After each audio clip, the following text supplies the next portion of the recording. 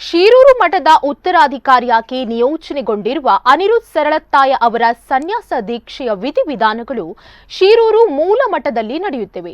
ಈ ಎಲ್ಲ ವಿಧಿವಿಧಾನಗಳು ನಡೆಯುತ್ತಿರುವಂತೆಯೇ ಲಕ್ಷ್ಮೀವರ ತೀರ್ಥ ಪೂರ್ವಾಶ್ರಮದ ಸಹೋದರರಿಂದ ಮತ್ತೆ ಆಕ್ಷೇಪ ವ್ಯಕ್ತವಾಗಿದೆ.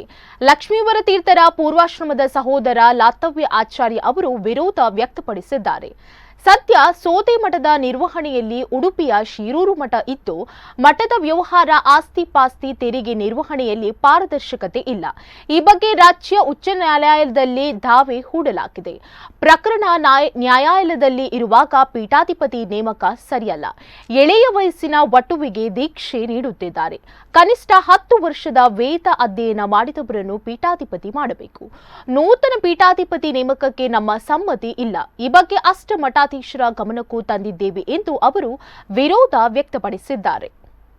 ಕಾನೂನು ಬಾಹಿರ ಹಾಗೂ ಧಾರ್ಮಿಕವಾಗಿಯೂ ವಿರೋಧವಿದೆ. ಇದಕ್ಕೆ ಒಂದು 16 ವರ್ಷದ ಎಳೆಯ ಹುಡುಗನನ್ನು ಉಡುಪಿಯ ಶಿರೂರು ಮಠಕ್ಕೆ ಪೀಠಾಧಿಪತಿಯನ್ನಾಗಿ ನೇಮಕ ಮಾಡುವುದರ ವಿರುದ್ಧ ಶಿರೂರು ಮಠದ ಸಾವಿರಾರು ಭಕ್ತರು ಇದಕ್ಕೆ ವಿರೋಧ ವ್ಯಕ್ತಪಡಿಸಿದ್ದಾರೆ.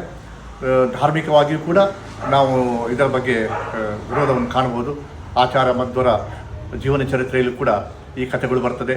ಒಂದೇ ತಂದೆ ತಾಯಿಗೆ ಒಂದೇ ಗಂಡು ಮಗುವಿದ್ದ ಹುಡುಗನಿಗೆ ಆಶ್ರಮ ದೀಕ್ಷೆ ನಡೆಸಬಾರದು ಅಂತ ವಿಚಾರಗಳು ಬರ್ತದೆ. ವಾದಿರಾಜರ ವಿಚಾರದಲ್ಲಿ ಜೀವನ ಚರಿತ್ರೆಯಲ್ಲಿ ಕೂಡ ಈ ವಿಚಾರಗಳು ಬರ್ತದೆ. ಹಾಗೆ ಪ್ರಸ್ತುತ ಉಡುಪಿಯ ಅಷ್ಟಮಠಾಧೀಶರಲ್ಲೂ ಕೂಡ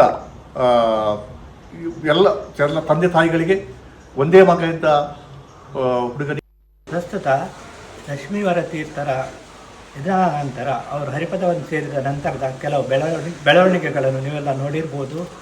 ಆನಂತರ 2.5 ವರ್ಷದ ನಂತರ ಇವಾಗ ಭಾಳಷ್ಟು ಭಕ್ತರು ಮತ್ತು ಬೇರೆ ಬೇರೆ ರೀತಿಯ ಒತ್ತಡಗಳಿಂದ ಭಕ್ತರಿಂದ ಹಾಗೂ ಬೇರೆ ಎಲ್ಲರಿಂದ ಸಹ ಭಕ್ತ ಸಮಿತಿಯ ಎಲ್ಲ ಮತ್ತು ಅಭಿಮಾನಿಗಳ ಸಂಘಗಳ ಪ್ರತಿನಿಧಿಗಳಿಂದ ಬಂದ ಒತ್ತಡದ ನಂತರ ಈಗ ಶಿರೂರು ಮಠಕ್ಕೆ ನೂತನ ಯತಿಯನ್ನು ನೇಮಕ ಮಾಡಲಿಕ್ಕೋಸ್ಕರ ಹೊರಟಿದ್ದಾರೆ.